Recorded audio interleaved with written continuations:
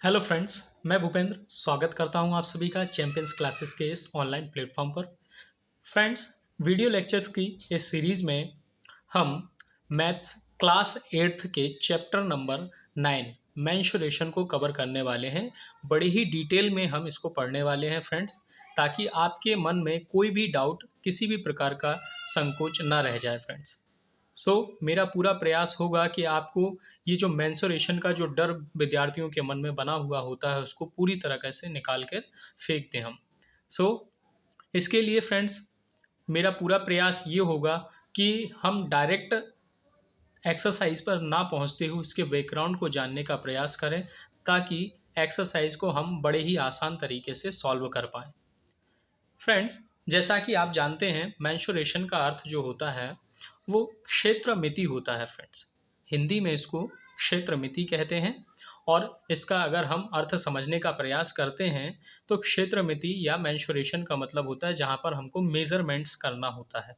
अब ये मेजरमेंट्स किसका होगा फ्रेंड्स? तो आप यदि पिछली कक्षाओं में पढ़े हैं और नहीं भी पढ़े हैं तो मैं आपको बता देता हूँ फ्रेंड्स कि हम 2D और 3D शेप्स को यहाँ पर हम मेज़र करते हैं।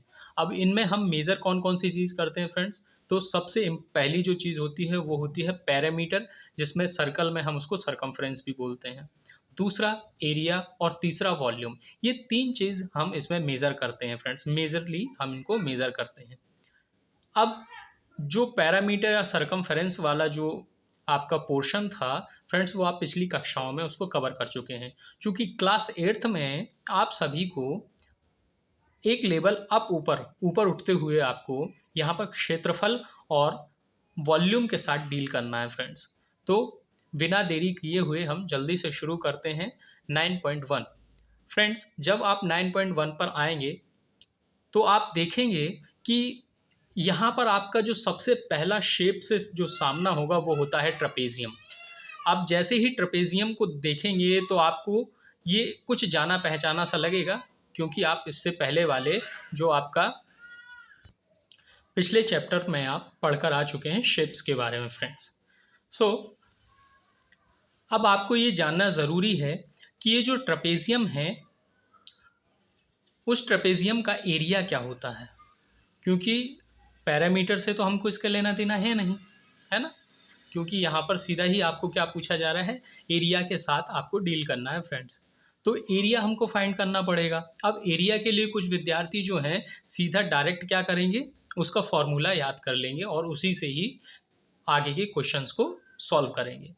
पर मेरी राय ये होगी कि फ्रेंड्स, मेरे जो विद्यार्थी हैं उनको ये पता होना चाहिए कि आखिर ये एरिया का फॉर्मूला आया तो कैसे आया है, ताकि आप रियलिटी में जो बेसिक मैथ्स है उसको बेहतर तरीके से समझ पाए, ना कि रटें। गधों की भीड़ में आपको शामिल नहीं होना है फ्रेंड्स। इंटेलिजेंस, जैसा कि कोचिंग का अपना नाम है और अपना चैनल का नाम है फ्रेंड, चैंपियंस क्लासेस है। अगर आप इसकी टैगलाइन देखें तो फैक्ट्री ऑफ चैंपियंस है फ्रेंड्स, यहाँ चैंपियंस बनाए जाते हैं। ठीक है फ्रेंड्स, तो देरी ना करते हुए हम शुरू करते हैं कि आखिर ये जो आया हुआ है ट्रपेजियम का एरिया एरिया ऑफ ट्रपेजियम, ये फॉर्मूला कैसे आया है, चला इसको समझने का प्रयास करते हैं फ्रेंड्स। नेक्स्ट स्लाइड में हम देखते हैं friends area of trapezium. Friends, समय की बचत करने के लिए मैंने यहाँ पर एक डायग्राम, एक फिगर पहले ही बनाकर रखा हुआ है, आपको दिख रहा होगा फ्रेंड्स। ठीक है फ्रेंड, ट्रपेजियम में जब हम देखते हैं तो फ्रेंड ट्रपेजियम का जो डेफिनेशन होती है फ्रेंड्स यही होती है कि दो opposite pair of opposite parallel lines होती हैं फ्रेंड्स इसमें, है ना? तो आपको जैसा कि दिख रहा हो, आप पिछले लेक्चर में या पिछले चैप्टर में आप पढ़ चुके हैं फ्रेंड्स इसको, है ना? चलिए, आपको जैसा दिख रहा होगा ABCD एक ट्रपेजियम है फ्रेंड्स। हमने यहाँ पर कुछ क्या किया है, कंस्ट्रक्शन किया है अपनी तरफ से। तो आप अगर देखेंगे, हमने ए से ई की तरफ एक ऑल्टीट्यूड खींचा हुआ है फ्रेंड्स। ध्यान दीजिएगा, आप पिछली क्लास में पढ़ के आ चुके हैं ऑल्टीट्यूड और मीडियन का अर्थ क्या होता है फ्रेंड्स, है ना? तो यहाँ हमने ऑल्टीट्यूड खींचा है ए से लेकर ई तक, जो कि BC पर लाई करता है फ्रेंड्स। ऐसे ही हमने डी से BC की तरफ एक DF ऑल्टीट्यूड खींचा है फ्रेंड्स। इस तरह से हमने ये जो पूरा ट्रपेजियम है फ्रेंड्स, इस पूरा ट्रपेजियम को हमने 3 शेप में बांट लिया है। अब ये 3 शेप कौन कौन से हैं? अगर पहला देखें ABE, अगर आप यहाँ देखेंगे ना फ्रेंड्स, ए बी ई क्या है फ्रेंड्स? इस तरीके से अगर आप देखेंगे फ्रेंड्स, तो ए ऊपर है, बी यहाँ है और ई यहाँ है। ये तीनों के तीनों, ये अगर ये तीनों के बिंदु देख रहे हैं तो एक ट्राइंगल, राइट एंगल ट्राइंगल बन रहा है फ्रेंड्स। बन रहा है कि नहीं बन रहा है? बिल्कुल, बहुत बढ़िया। ऐसे ही अगर आप दूसरा शेप देखेंगे तो ए, ई, डी और एफ, एक ट्राइंगल बन रहा है। और तीसरा अगर आप देखेंगे फ्रेंड्स इसमें, तो डी, सी और एफ, ये तीन शेप हमको यहाँ पर हमने बांट लिया, जो कि हमको क्लियरली दिख रहे हैं। अब क्यों ना हम इन्हीं तीनों का एरिया अगर हम फाइंड कर लें, इन तीनों के एरिया, और इन तीनों के एरिया को अगर हम ऐड कर दें, तो आपको नहीं लगता कि हमको पूरे ट्रेपेजियम का एरिया मिल जाएगा? बिल्कुल, ऑब्वियसली। तो बहुत ज़रूरी होगा कि अब इसको हम आगे बेहतर तरीके से समझें। तो प्लीज़ फ्रेंड्स, बिल्कुल भी वीडियो को स्किप मत कीजिएगा, है ना? ध्यान से समझना है अब अपन को। हमको गधों की भीड़ में शामिल नहीं होना है जो फॉर्मूला को रट लेते हैं और क्वेश्चंस को सॉल्व करते हैं, प्रॉब्लम्स को। हमने प्रॉब्लम्स की जड़ तक पहुंचना है कि आखिर ये प्रॉब्लम्स और उनके सॉल्यूशंस किस तरीके से आए हैं। ठीक है फ्रेंड्स, चलिए। तो मैंने सुविधा के लिए मैंने ए से लेकर डी तक, अगर आप देख रहे होंगे फ्रेंड्स, ए से लेकर डी तक की लेंथ मैंने मान ली है ए है। ठीक है, जो कि आप जब एक्सरसाइज में जाएंगे तो ये नंबर्स में होगी, कुछ भी बदल जाएगी, है ना फ्रेंड्स? ओके। इसके बाद अगर अपन देखें, मैंने बी से ई तक, बी से ई तक अगर आप यहाँ देख रहे होंगे फ्रेंड्स, तो बी से ई तक की जो लेंथ है मैंने B1 मानी है। ठीक है फ्रेंड्स? और एफ से लेकर सी तक की मैंने V2 मानी है फ्रेंड्स, है ना? आपको इतना इतना तो समझ में आ गया होगा। ठीक है, इसके बाद हमने जो ऑल्टीट्यूड खींचा है ए से लेके ई और डी से लेके एफ, ये दोनों ही इक्वल हैं, क्योंकि सेम सेम खींच रहे हैं, है ना फ्रेंड्स? और तभी तो ये क्या बना रहे हैं, एक एक रेक्टेंगल बना रहे हैं, यानी ऑपोजिट साइड्स हैं तो दोनों ही इक्वल होंगी। ऐसे ही ए डी, ये ए डी इस ई एफ की इक्वल होगी, तो ऊपर वाला ए डी ए है तो ई एफ भी ए ही होगा। इतना मुझे लगता है आपको इसके मेजरमेंट्स तो समझ में आ गए होंगे। अब हम चलते हैं फ्रेंड्स, अब हम ड्राइव इसके डेरिवेशन को हम सॉल्व करने का कोशिश करते हैं, इसके फॉर्मूले को। ठीक है फ्रेंड्स, कि आखिर ये कैसे आया है। तो हम कुछ नहीं करते फ्रेंड्स, ध्यान दीजिएगा। हालांकि आपके एग्जाम में नहीं पूछा जाएगा कि कैसे आया, बस आपने पता होना चाहिए ताकि आपको कन्फ्यूजन ना रहे। ठीक है, मैं सिंपली बता रहा हूँ क्या कर रहे हैं अपन, इन तीनों एंगल्स के जो एरिया हैं उनको सम कर रहे हैं। ठीक है, उनको सम करेंगे। अगर मैं देखूँ area of triangle A B E, ठीक है फ्रेंड्स, ट्राइंगल के लिए ऐसा। ठीक है, ऐसे ही रेक्टेंगल होगा। रेक्टेंगल कौन सा? ए डी एफ और ई। और साथ ही साथ मैं इसमें सम कर रहा हूं friends, triangle D C F. ये सब एरिया है, इन सब के एरिया है। आप आगे एरिया लिख लीजिएगा फ्रेंड्स, है ना? तो इन सब के एरिया को मैं क्या कर रहा हूँ फ्रेंड्स, ऐड कर रहा हूँ। ए बी ई का अगर एरिया देखेंगे तो ट्राइंगल, एरिया ऑफ ट्राइंगल क्या होता है फ्रेंड्स? 1/2। बहुत बढ़िया, 1/2 इंटू हाइट इंटू बेस। तो हाइट क्या है? h है, लिख दी हमने। और इंटू है तो मैं डायरेक्ट इंटू नहीं लिख रहा हूँ, सीधा B1 लिख रहा हूँ। आई होप आपको समझ में आ गया हो कि मैंने ये क्या किया है। बहुत बढ़िया, वेरी गुड। ठीक है, उसके बाद अब मुझे क्या करना है, एरिया ऑफ रेक्टेंगल को ऐड करना है। तो एरिया ऑफ रेक्टेंगल क्या होगा? Length into breadth. लेंथ क्या है? ए, और ब्रेड्थ क्या है? एच। आप जो भी मान सकते हैं, तो क्या हो जाएगा फ्रेंड्स? H A. इतना समझ में आया आप सबको?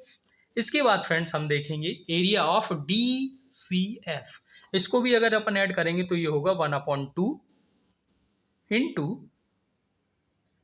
H B 2। समझ में आया फ्रेंड्स? H B 2।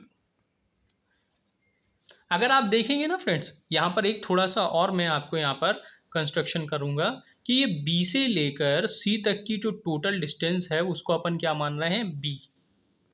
क्या मान रहे हैं फ्रेंड्स? B मान रहे हैं। ठीक है, ये टोटल डिस्टेंस यहाँ से लेके यहाँ तक। ठीक है, B से लेके C तक, जिसको हमने फर्दर डिवाइड किया हुआ है B E E F और F C में। ठीक, अब क्या करना है, इन सब में से हमको, इस सब में से हमको 1/2 देखो क्या क्या कॉमन आ सकता है, एक तो 1/2 और h, 1/2 और h, यहाँ से अपन 1/2 लेंगे ना तो यहाँ पर 2 इंटू हो जाएगा फ्रेंड्स।